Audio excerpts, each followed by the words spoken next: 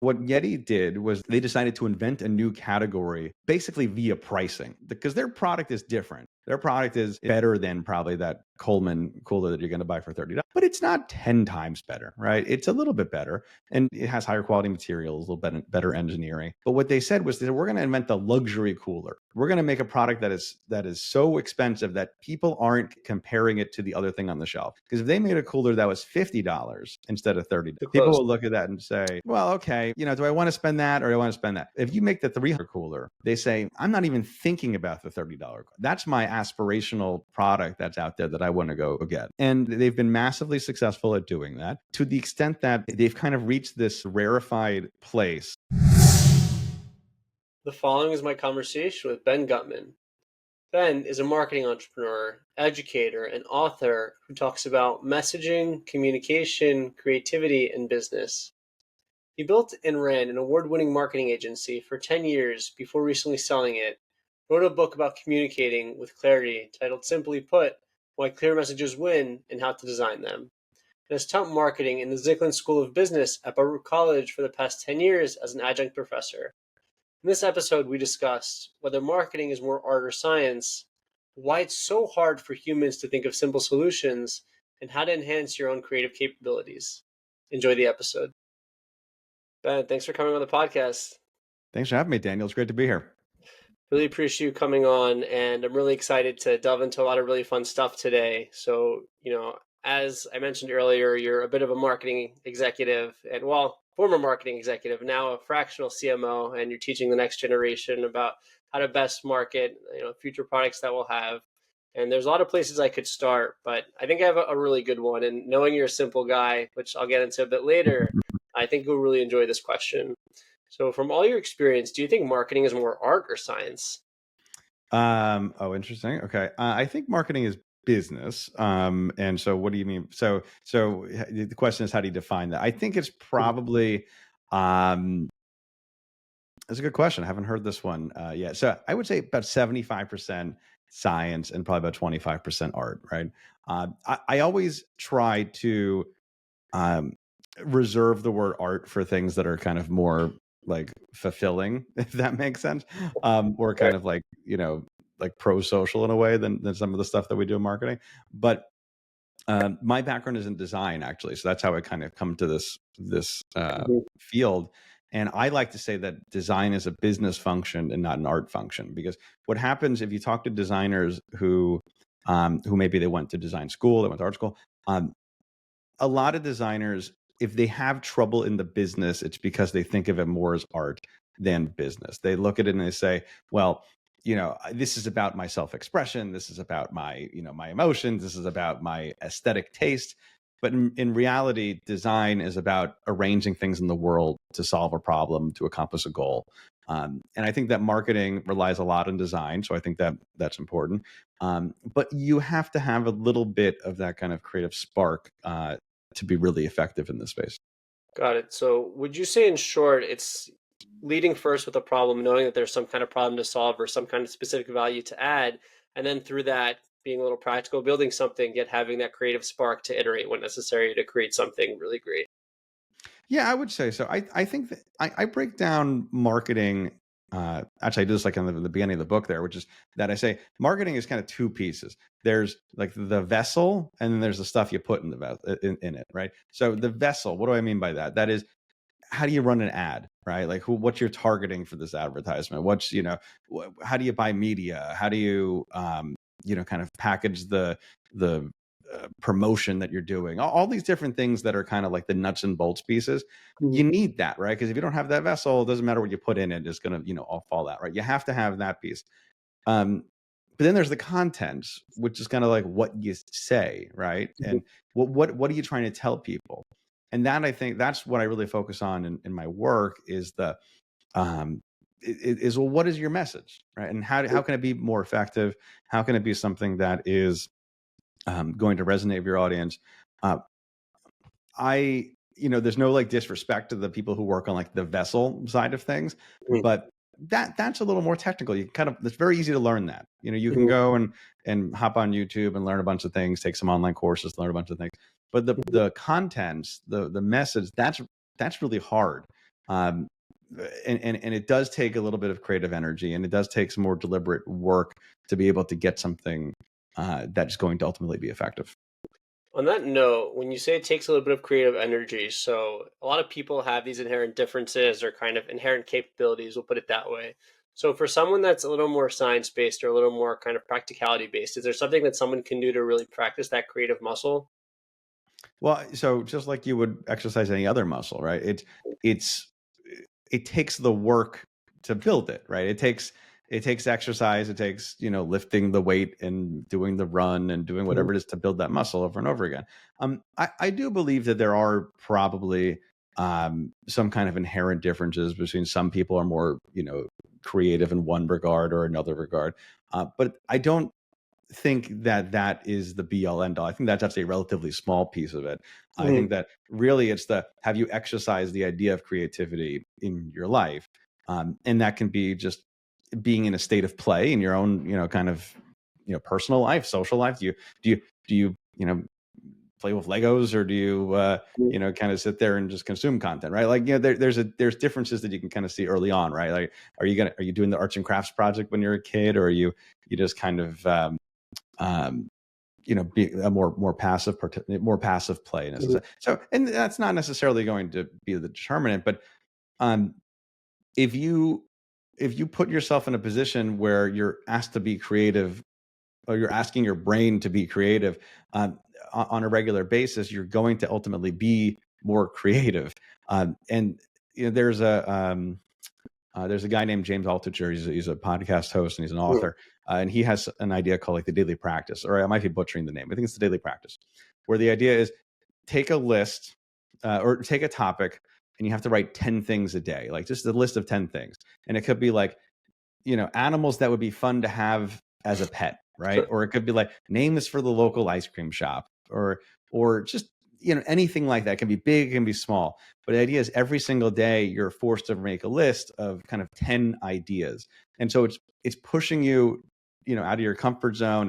It's working out muscles that have maybe lied dormant for a long time. And if you do something like that, and I've done that bits and pieces over my life, I've done that type of thing when I feel like, it's a good way to kind of warm up for the day or something. But it's not necessarily, kind of a requirement all the time. But the idea, but when you do start to get yourself into that flow of thinking of things more creatively, you'll get better at it.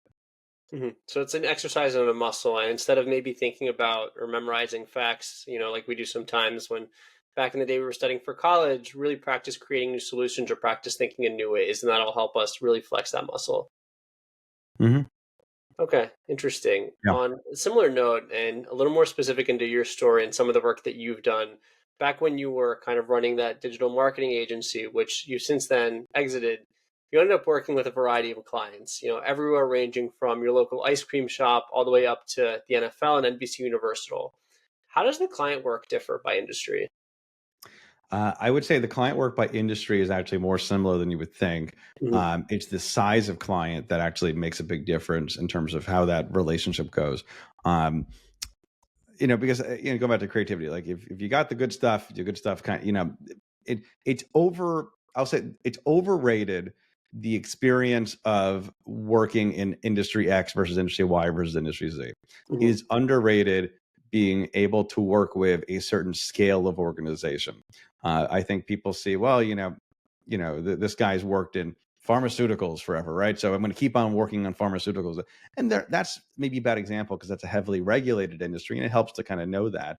But Mhm. I have often found that the getting that cross section of work, working in sports, working in media, working in nonprofit, working in education, working in government, whatever it is, allows you to take something from one space and move it to another, and kind of cross pollinate in that way. Mhm. I think that the types of businesses, again, barring regulations, generally, are less different than they think they are. But the local ice cream shop, with the kind of work that we started with, if you're pitching them a project that is, maybe it's a $500 project or a $5,000 project, or kind of anything in between, or maybe a little more, that's money that they're seeing kind of go out of their pocket. Mhm. That they say, well, I could go on that vacation, I could buy that new, Piece of that equipment. or Yeah, whatever. new piece of equipment or whatever it is, or even just like go buy the new basketball hoop for my backyard or whatever. And versus like paying these guys to build me a new website or get me a new logo or whatever it's going to be. Um, if you're working with a large company, or better yet, even a government agency, uh, they see the work as an investment. They say, okay, we have a budget of $5 million this year or $50 million, and we have a line in the budget that we need to spend $100,000 on, a new website for next year.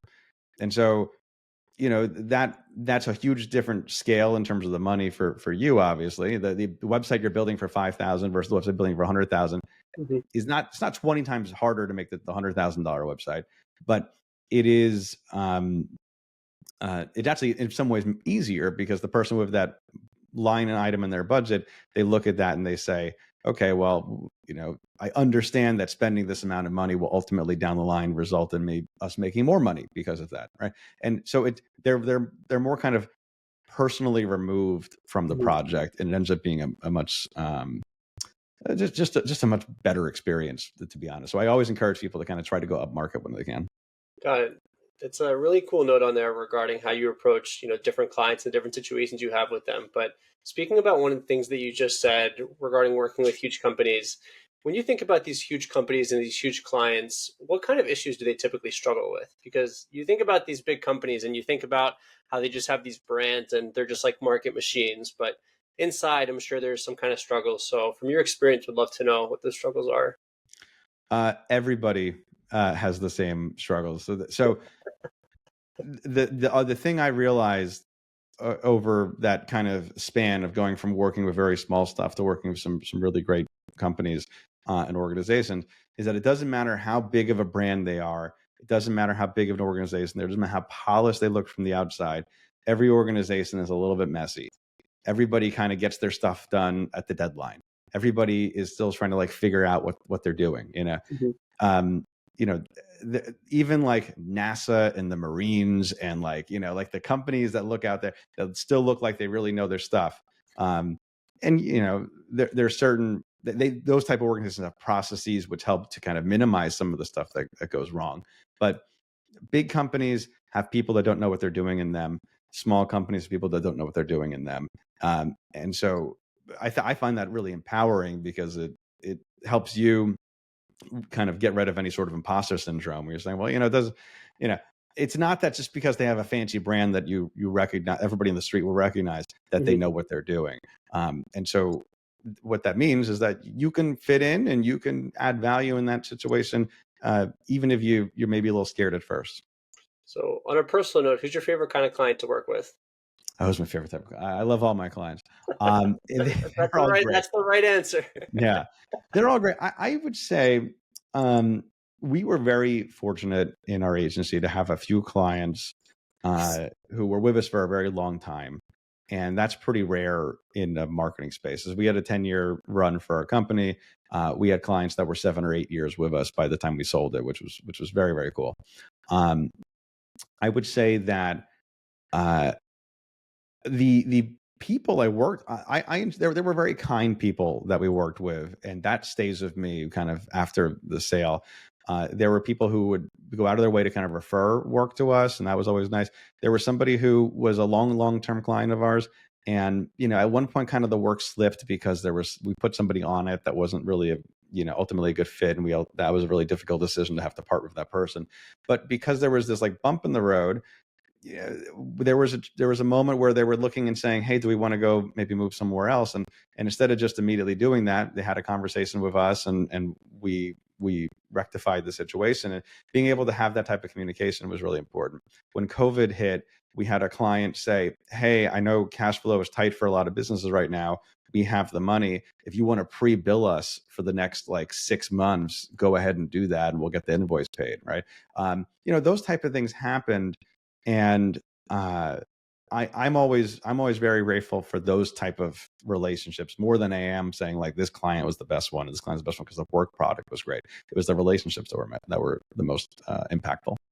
So, speaking about working with clients, do you think being able to maintain a client for a long time, and I guess this is kind of a pun intended, but a word with two different meanings, Do you think that having a client relationship revolves more around doing excellent work or just kind of being there for them when they most need it?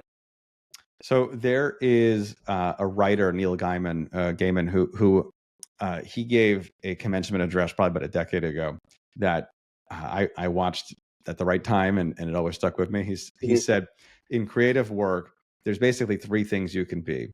You could do great work. This is talking about writers, but it applies to designers, marketers, everything else. Uh, Number one is you could do great work. Number two is you could be on time. Number three is that you can be a pleasure to work with.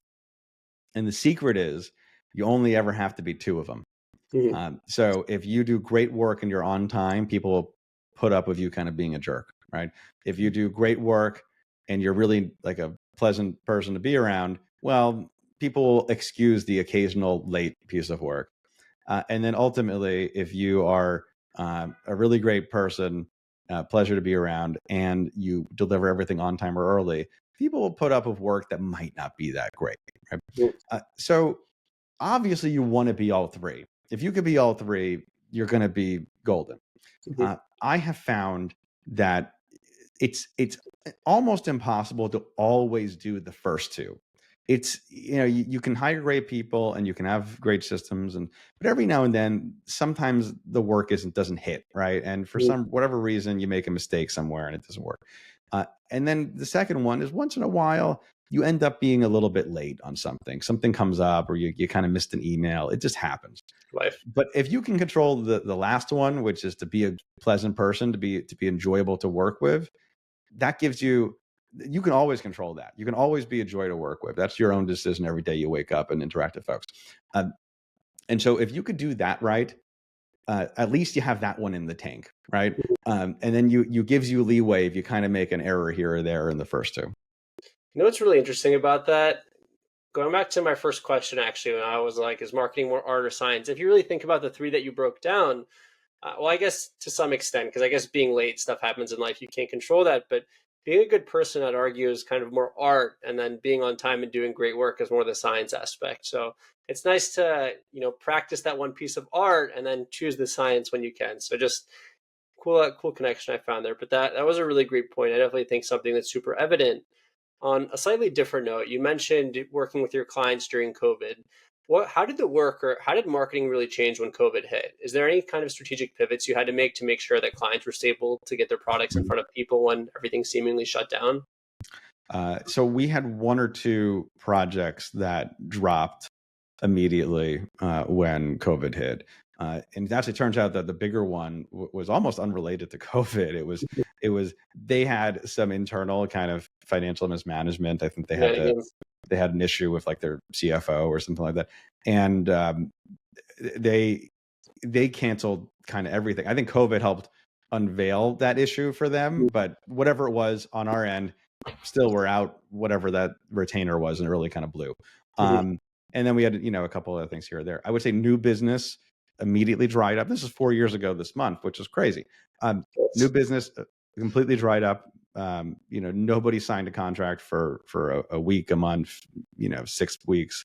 Uh, Starting sometime later in that spring and kind of May, we started to see things thaw out a little bit, but it was scary for sure. We did some belt tightening. We kind of cut back our own benefits a little bit in terms of me and my partners for their FAR pay, but eventually things turned around. And I would say that the PPP program, which was the big kind of government assistance for business, uh, did exactly its job for us, which was that, hey, you'll get a certain amount of money if you keep everybody on payroll for Mhm. the next like 8 weeks or 12 weeks or whatever it was. And it gave us the ability to do that, right? And there are companies out there that scam the system, and there are That's why. companies like us which helped us stay in business, right? It was a wonderful thing. Uh, the other thing that happened though was when that started to thaw out into May and June and July of that year, we actually started to turn around and have one of our best years ever for the second half of the year, because everybody was kind of at some point realized, okay, the world's not fully ending here. Mhm. But I'm not going to do X, Y, or Z. Right? I'm not going to do my experiential marketing this year. I'm not going to go do my big out of home campaign this year. But people are starting to spend money a little bit more. It's going to happen. So what we found was a lot of folks said, hey, maybe this is a good time for us to redo our website, right? Yeah, more people going to a website versus going in store. We're going to go do that. Maybe we'll, we'll take the money we would have spent on like experiential marketing and update our mobile app or something like that. And so that ended up happening. We were a flexible team to begin with. We had an office here in Queens, but we also had people kind of around the country and around the world. And we pretty seamlessly transitioned in terms of getting everything on Zoom and Slack and Dropbox and whatnot. I remember sitting in the office by myself for a few weeks there because I lived walking distance from the office, so I would go there for work a lot. But eventually this thing lasted longer than everybody thought it was going to.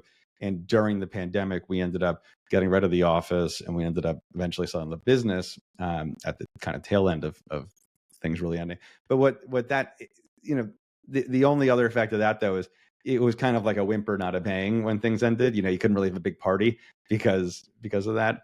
But otherwise, this type of business was something that was very, relatively minimally affected, thankfully, compared to some other businesses that I know. Yeah, for sure. And a really crazy time. And it's crazy how you brought up in 4 years, pretty much to the relative day in March when everything kind of hit the fan. So really great that you guys were able to stay afloat and make those pivots and kind of navigate those weird, nasty market conditions. So happy that you were able to see it through. But I'm sure there was definitely the fair share of challenges and definitely a lot of learnings during a crazy time. On a slightly different note, regarding, back to some of the work that you do and working with a lot of clients, today everyone's trying to be different or trying to express themselves in a different way than their competitors. Because if you really think about it high level, a lot of people are selling the same products, whether it's shoes or makeup, really serving the same function. So from your experience, do you think companies differentiate more based off looking what their competitors do and kind of setting a different message, or is it more based on some kind of internal intuition? I think that the best companies are the ones that are maybe aware of their competition, but are not necessarily following them. If you look at the companies that are always held up as like the world's best brands, the Apples and the Nikes of the world, they care very little actually about what the competition's doing, right? They have their own vision for something, and they're going out and articulating it and innovating and doing what they got to do. I think that also works for brands that are a little bit smaller, for sure. You can look at a brand I like to talk about a lot, especially in my class, is Yeti, right? And so Yeti, they make the coolers, they make the mugs, and they make kind of everything in between. A Yeti cooler is like $300 or $400, right? It is an expensive product. Prior to about 5 or 6 years ago, when Yeti really kind of took off, there was no such thing as the $400 cooler. It just wasn't a product that was anybody was really considering. There might have been some really kind of crazy kind of camping ones, but for the most part, it just wasn't a product. Coolers cost at Walmart $30, right? Like that's a pretty big cooler, and it works pretty well. And why would I spend 10 times that amount to go for a cooler? But what Yeti did was they decided to invent a new category basically via pricing, because their product is different. Their product is better than probably that Coleman cooler that you're going to buy for $30, but it's not 10 times better, right? It's a little bit better, and it has higher quality materials, a little better engineering. But what they said was that we're going to invent the luxury cooler. We're going to make a product that is so expensive that people aren't comparing it to the other thing on the shelf. Because if they made a cooler that was $50 instead of $30, Too people close. will look at that and say, well, okay, do I want to spend that, or do I want to spend that? If you make the $300 cooler, they say, I'm not even thinking about the $30 cooler. That's my aspirational product that's out there that I want to go get. And they've been massively successful at doing that, to the extent that they've kind of reached this rarefied place that only a few brands really get to, which is that people want a souvenir of the brand. So I might not be able to afford or need or have a place to put a $300 or $400 cooler, but I want a piece of the action, right? I want a piece of the brand. So I'm going to go out and I'm going to buy a cup for $30. I'm going to buy a dog bowl for $30 or $50 or whatever it's going to be. And that makes me feel like, oh, I'm part of the Yeti brand, right? And there's all sorts of kind of outdoorsy stuff and associated with it. But I bought the souvenir of the brand because I want to be with it. The other brand that comes to mind for that is Harley Davidson, right? Harley Davidson, people own Harley Davidson, mugs and doormats and belt buckles who have never ridden a Harley Davidson motorcycle because the ethos of the brand is so strong that people want the souvenir of it.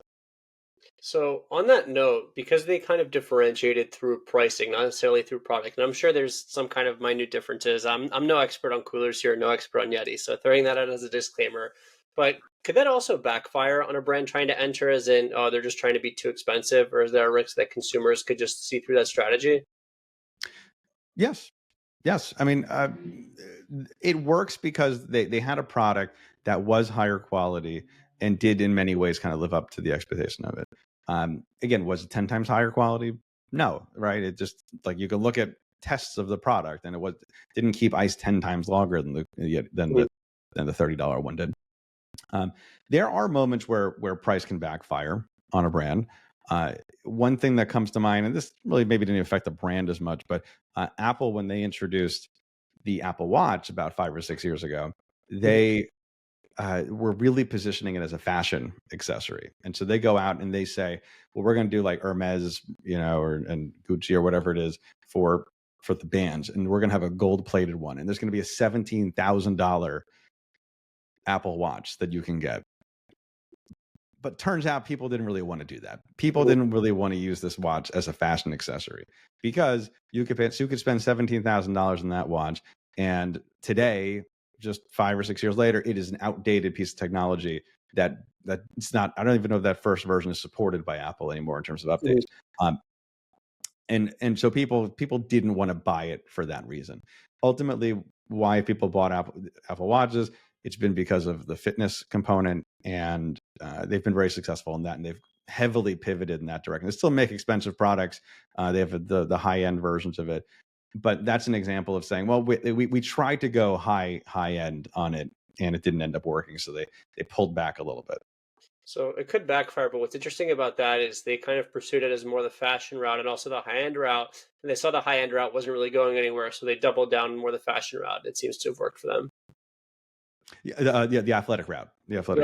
The athletic fat. So that was a really interesting note on Apple, and I appreciate you sharing all that with Apple seemingly inventing a new tech gig these days. On a bit more of a high level, when you think about advertising and you think about a lot of these social platforms that we're on, probably more than we read the Wall Street Journal or we watch the news, at least, in my opinion, on the younger generation. I'm no expert here, but just my intuitive guess here.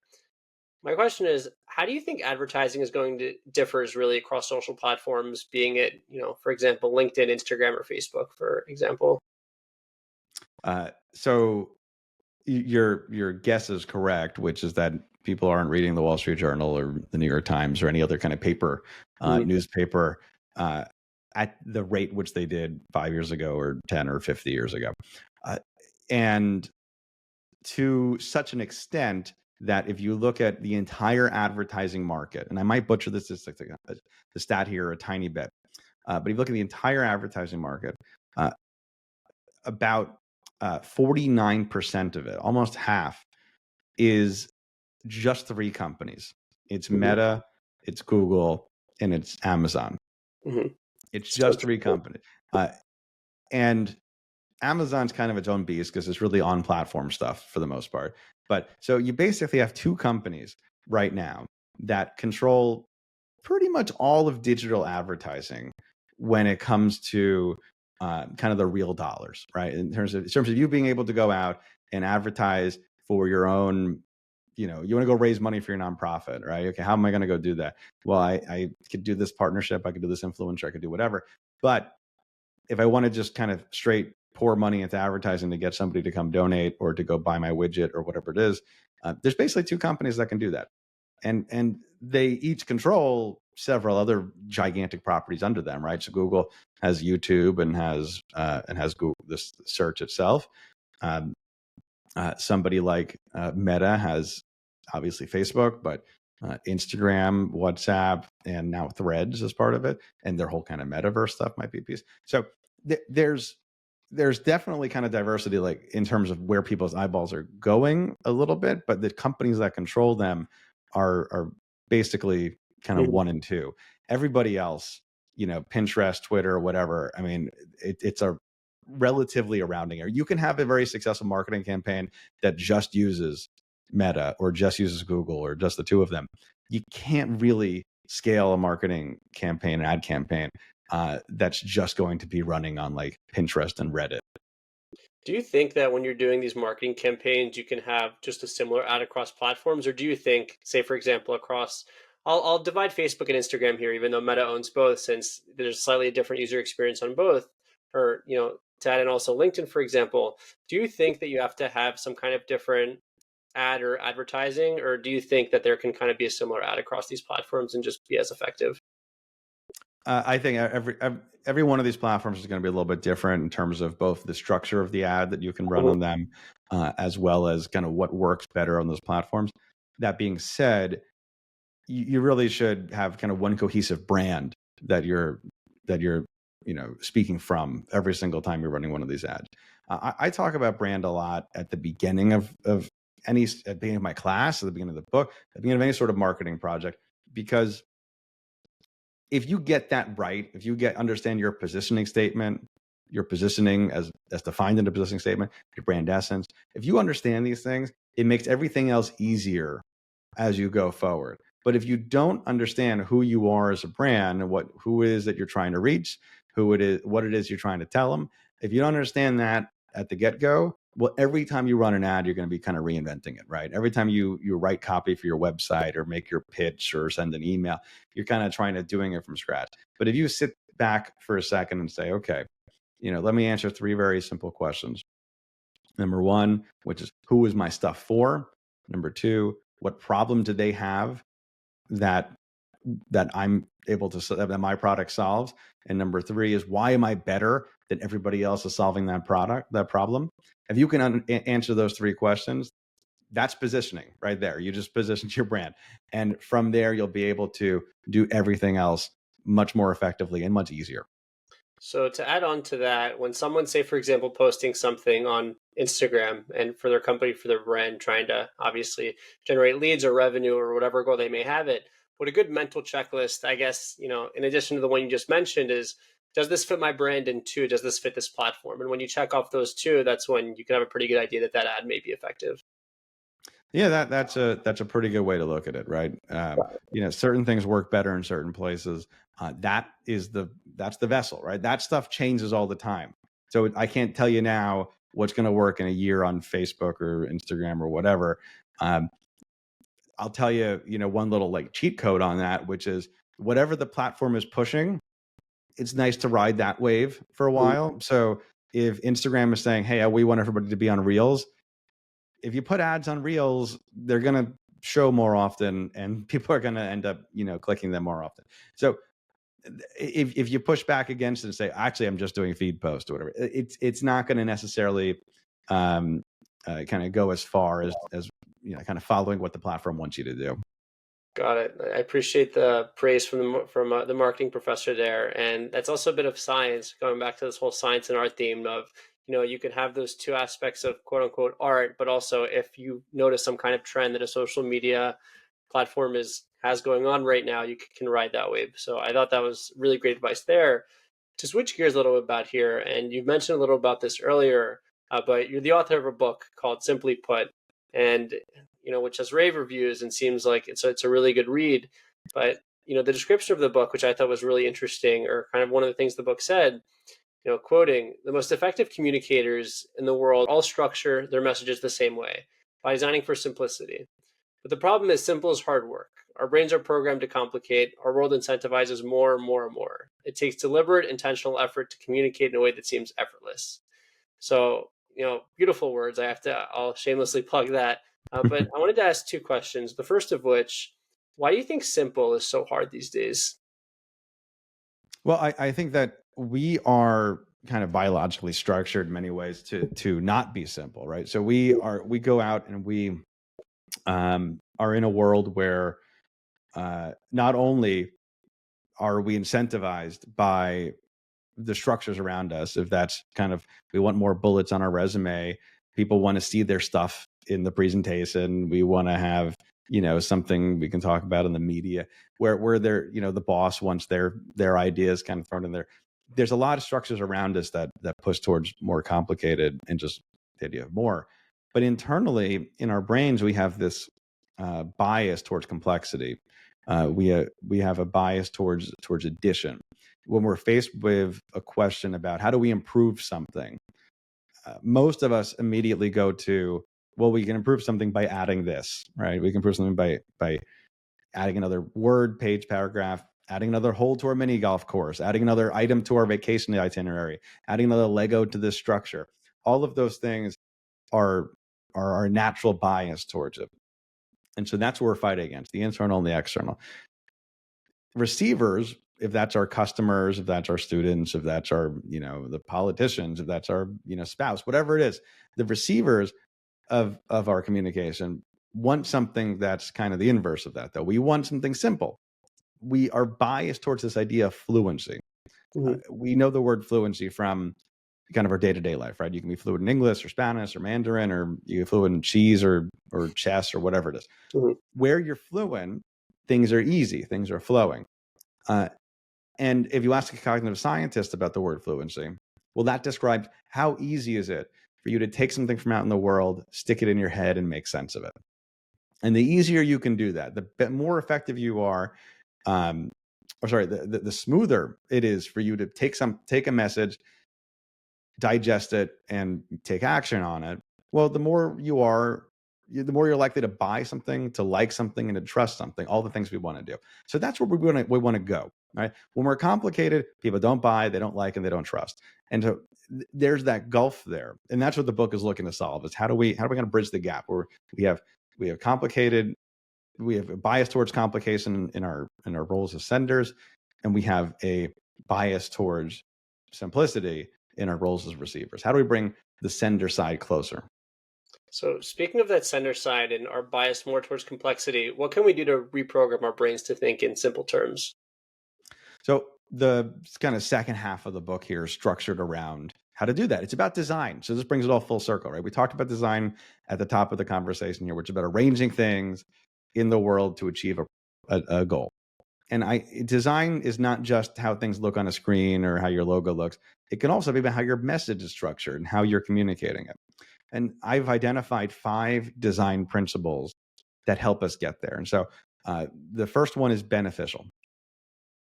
Is this talking about the features or talking about the benefits? What's in it for the receiver, right? We don't buy features, we buy benefits, right? Number 2 is focus. Are you trying to say one thing, or is it multiple things at once? Is it one idea, or is it 3 ideas in a trench coat? Number 3 is salient. Does your message stand out from the noise? Is it noticeable? We've talked a lot about, we're consuming thousands of, messages a day, thousands of little bits of media kind of hitting our brains. How do we kind of stand out from that noise? Number 4 is empathetic. Are you speaking in a language that the audience understands? Are you meeting them where they are, both in terms of the language, but also their emotions, their motivations? And then finally, it's minimal. Have you cut out everything that isn't important and kept only what is? Have you eliminated all the distractions, all the friction that's getting between you and the receiver? And if you can activate on these 5 principles, and it's not a checklist, it's not a rubric, it's not a step-by-step plan, but they're 5 principles. If you can activate on better on these 5 principles, you're going to ultimately be a more effective communicator. Got it. That's really interesting. And I appreciate the breakdown there. And I think people try to maybe hit all 5 of those at once, but instead, if you just kind of go one at a time, you're good with that one and then move on to the next one, maybe there'll be better results. But that's just my opinion about human behavior. But I thought that was a really cool point there. On a bit of a higher level here and a little bit more on an introspective note, I really appreciate you sharing a lot of this really great marketing knowledge. And you've, I'm sure, dealt with a lot of really cool and interesting client situations and get to talk about students. And I'm sure they're keeping you up to date with all the new trends that are happening these days. But looking back on your career, is there anything that you wish you knew about marketing or advertising early on that you think would have saved you a lot of time in your career? Oh man, I I wish I wrote this book 5 years ago, to be honest. I think that it's been really enlightening to be able to do the research that kind of led to the work that's in this book. Um, and I think that obviously it would have behooved me to have done that research years ago so that I could have put it to action earlier. Um, a lot of this research also stems from some of the experiences that I had. So it's kind of a chicken and egg thing, right? Now, I couldn't have written this book 5 years ago because I didn't have the knowledge that I had 5 years ago. But it would have been nice to be able to put these words into action a little bit more. And then, very selfishly, books are great marketing tools in and of themselves, right? And I wish I had this when before I sold my agency, so that I was able to, be able to kind of use it as a business development tool for myself, right? And that's something that if you talk to a lot of authors, every author will tell you that they wish they wrote their book sooner. That's really cool psychology there, and maybe I'll have to ask that to future authors that I have on the show. Additionally, are there any other productivity hacks that you have? I'm sure running a company is difficult, and you probably have an endless list of to-dos. So, as an executive or as the head of this beast, kind of how do you stay productive? Are there any hacks that you do that kind of save you time here and there? I try to caution a little bit um, against the idea of focusing on productivity too much, because it's very easy, especially early in your career, to get really tied up in saying, well, I need to use this app, I need to use this notebook system, I need to use this series of folders, whatever, and get tied up in the idea of productivity versus figuring out what it is you want to be productive towards. Hmm. That's kind of like the meta advice on that piece. Uh, in terms of how do you get stuff done, you just got to get out and push every day. That's basically it. Is most things won't just happen to you. You have to make them happen, and you have to kind of go and and send that email to a random person and just see, like, will they give you some advice, or hey, do they want to come on your podcast, or can you go do a project with them, or do a pro bono project, come to their event, invite them to your event. All these things only happen if you kind of, again, like, get out and push. Like, you got to get out and start kind of doing that outreach. Yep, it's a great simple advice from a simple marketing man. That was a beautiful note on there. And as a parting note here, what do you think the future of advertising looks like? We see ads on TV, email, social posts. Do you foresee a new medium or a new method, or do you think more of the same is in store for the future? I think that we are in the midst of advertising and seeping into a lot of different places that we didn't have before. Have you been on a plane recently and you get the seat back entertainment system? It used to be you get just kind of the quickie 30-second, safety video, and then you can go on your way doing whatever.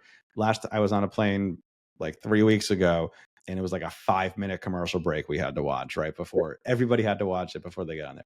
If you go to the gas station, you're going to get advertisements there. If you have the Uber app, you're going to get constant advertising within the app about stuff. And I think, honestly, this is a negative. I think that we don't, as a society, want to have this much kind of distraction. But if you're looking as an industry like that, that is the trend: is that everything is basically turning into an advertising medium, and that's going to be the reality. And hopefully we can find a way to kind of live within it without it being kind of a miserable place to be.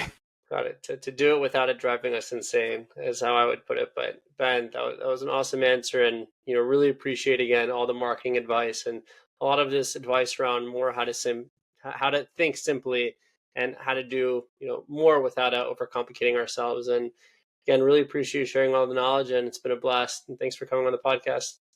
My pleasure, Daniel. It's been just a ton of fun. If you want to find out more, go to benguttman.com. It's two T's and two N's, Guttmann. You have to write both of them. It's not a great name for radio, but if you go to benguttman.com, there's a free chapter you can go ahead and download over there. You can sign up for my email list, which goes out every Tuesday, or reach out on LinkedIn, connect, and would love to hear more about how I can help anybody listening. Thank you for listening to my conversation with Ben Guttman. If you enjoyed the episode, rate the show on Spotify, drop a comment on YouTube, and subscribe.